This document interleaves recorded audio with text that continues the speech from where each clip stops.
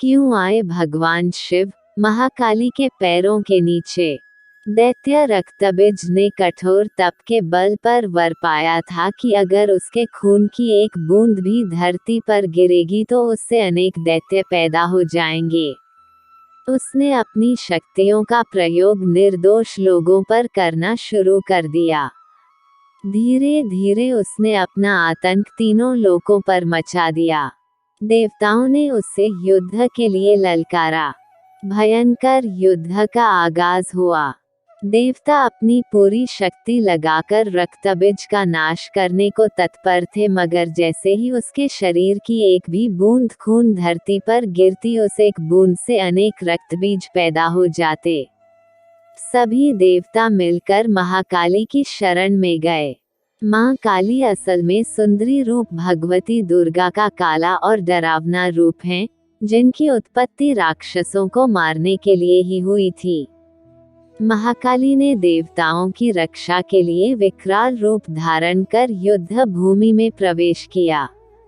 मां काली की प्रतिमा देखे तो देखा जा सकता है कि वो विकराल मां है, जिसके हाथ में खप्पर है, लहू टपकता है तो गले में खोपड़ियों की माला है, मगर मां की आंखें और हृदय से अपने भक्तों के लिए प्रेम की गंगा बहती है।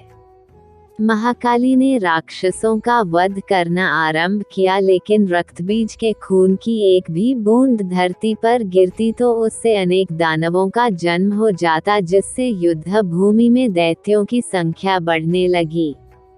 तब मां ने अपनी जीभ का विस्तार किया।